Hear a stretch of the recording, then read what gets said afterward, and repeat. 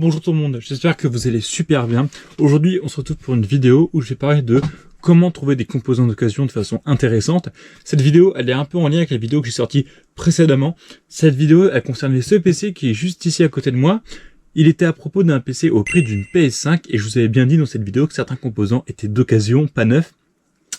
Hormis le boîtier, tout le reste était d'occasion, que ce soit la RAM, le processeur, qui sont juste là d'ailleurs, j'ai encore les boîtes. La RAM, le processeur, la carte graphique, la carte mère, tout était d'occasion. Mais je me suis dit que certains pourraient se poser la question de comment tu peux faire pour acheter des composants d'occasion pour que ton PC, que ce soit ton premier PC ou juste ton nouveau PC, te coûte moins cher et que tu as un rapport performance-prix meilleur que si tu l'avais acheté neuf. Donc aujourd'hui, je vais vous parler de comment j'ai fait, comment tu peux trouver les bons plans, mais aussi les moins bons plans, on va pas se mentir, et comment tu peux arriver à un joli PC comme celui-ci qui coûte le prix d'une Play 5 et qui te permet de jouer en 1080p dans des super conditions et en 1440p dans des bonnes conditions.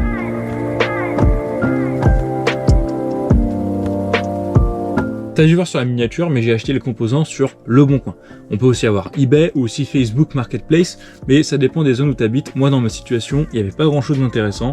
Il y avait des PC tout montés, mais moi, c'est pas vraiment ce que je voulais en monter un. Et en composant à l'unité, on va dire, il y avait vraiment rien d'intéressant, ou alors c'était des composants en gros, et donc 5 cartes graphiques. J'ai un peu rien à faire de 5 cartes graphiques pour un seul PC. De ce fait, j'ai acheté sur Le Bon Coin, parce qu'on a des offres dans toute la France, c'est plus pratique, et un peu plus sécurisé, je pense, que Facebook Marketplace. De ce fait, voilà ce que je vous recommande quand vous achetez sur Le Bon Coin. Là, tout ce que j'ai eu, je les ai achetés en faisant ce système-là. Ça me permet d'avoir des bons plans et surtout d'être sûr de ce que j'achète. Sur Le Bon Coin, pour certifier l'identité du vendeur, on va avoir plusieurs points.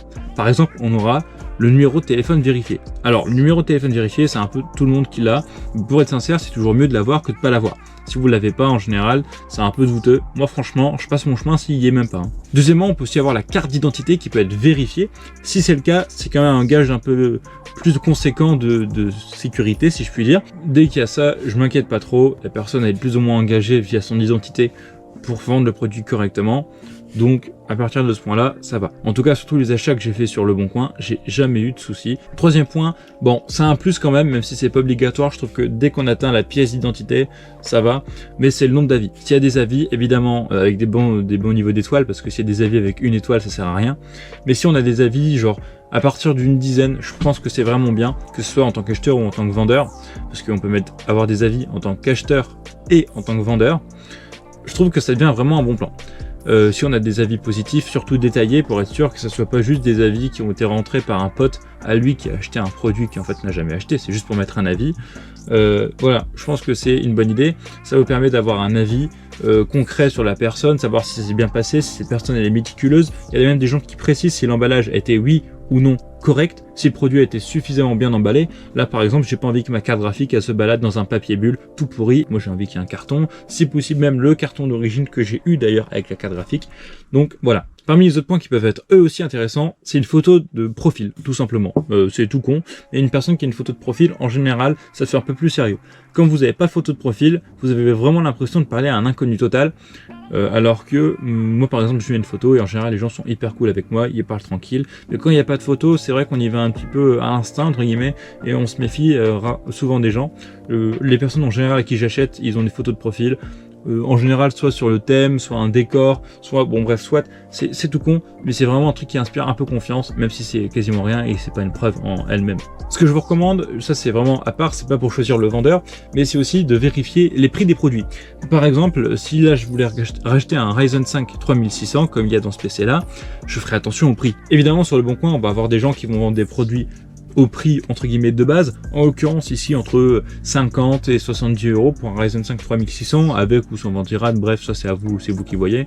Mais il y a des gens par exemple qui pourraient le vendre à 30 € ou au contraire d'autres qui pourraient le vendre à 130 €. À 130 € clairement c'est trop cher, il faudra négocier, évidemment si la personne ne veut pas négocier tant pis pour elle, elle perdra pas son Ryzen 5 3600, elle le vendra pas et elle restera avec sur les bras. Ça c'est pas grave, à la limite vous pourrez en retrouver plein d'autres carrément pas cher. A contrario sur un processeur à 30 € pour un Ryzen 5 3600, clairement il y a peut-être anguille sous roche. Si c'est le cas, je vous recommande de vraiment bien chercher, de regarder, de demander bien des photos, des pins à l'arrière du processeur, surtout si c'est un Ryzen. Si c'est un Intel, il n'y a pas de souci, c'est plus sur la carte mère qu'il faudra s'inquiéter et à passer un peu de temps. En l'occurrence, c'est un des points qui sont hyper importants pour en tout cas le processeur.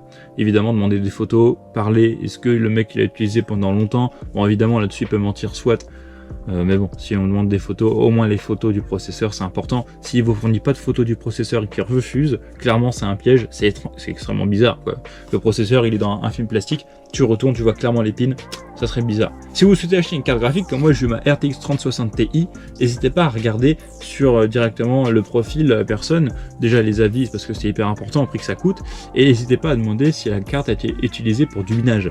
À la limite, si elle est utilisée pour du minage, c'est pas grave, juste elle aura des températures plutôt élevées, il faudra peut-être changer les pattes thermiques. Ici en l'occurrence, elle n'a pas été utilisée pour du minage, le mec en avait 3, juste il montait des PC et en fait il revendait ce qu'il n'avait pas utilisé. Donc j'ai réussi à récupérer la 3060 Ti pour un prix hyper décent. Là j'étais content. Ça m'est déjà arrivé d'acheter une 1060, donc une MSI Gaming X, c'est ça, les rouges. Des super belles rouges, je l'ai eu pour 66 €, alors qu'en moyenne elle est à 95 €. Juste la personne en fait avait un PC et elle souhaitait se débarrasser des composants parce qu'elle revendait tout en fait, elle jouait plus. Donc je l'ai payé carrément pas cher, mais du coup évitez quand même de trop acheter sur un coup de tête quand les prix sont bons. N'hésitez pas à demander pourquoi, ce qui a fait du minage, ce qui s'en débarrasse, etc. Pour les ventirades, je te conseille pas forcément d'acheter en occasion pour un ventirad. T'as des super ventirades pas chères sur Amazon qui vont faire amplement le taf. Sur mon petit PC j'ai un Thermalright full black, il a coûté 19 €, elle fait super bien le travail. J'ai le même processeur sur mon petit PC et il monte à 75 degrés en temps max, à savoir que là il faut vraiment que je change la pâte thermique, donc vraiment hyper cool. Donc vraiment pour le ventirad, si tu as celui de base AMD avec le processeur, bah prends-le, tu feras des économies. Après si tu veux vraiment un ventirad pour le refroidir correctement, n'hésite pas à en prendre un ventirad, notamment chez Thermalright, ils ont des super ventirad je trouve, que ce soit des blancs, des noirs, des RGB, des non RGB.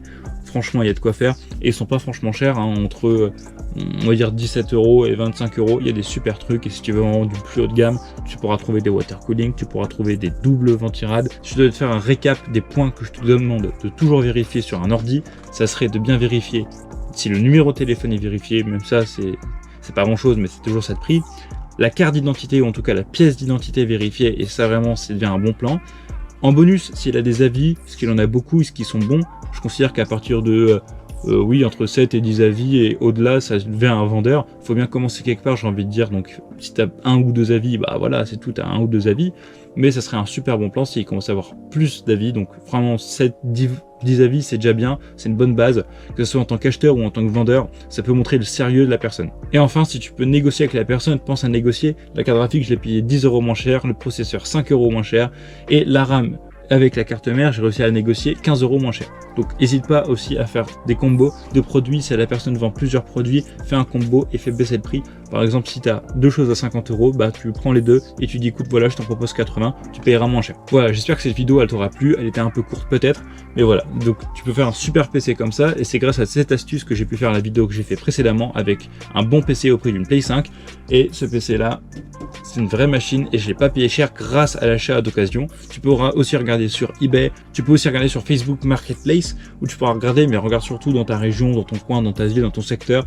Ce sera plus simple déjà pour voir la personne et pour parler directement du produit. Voilà, si la vidéo t'a plu, n'hésite pas à t'abonner, à lâcher un like et à peut-être un commentaire si tu as envie, si tu as des questions à poser sur l'achat Le Bon Coin, si tu as des questions à poser sur ce PC, si tu as des questions à poser sur des composants, bref, n'importe quoi, on s'en fiche. N'hésite pas à mettre même une recette de gâteau, même si je connais pas des bonnes recettes de gâteau. Je te souhaite une bonne journée et je te dis à plus.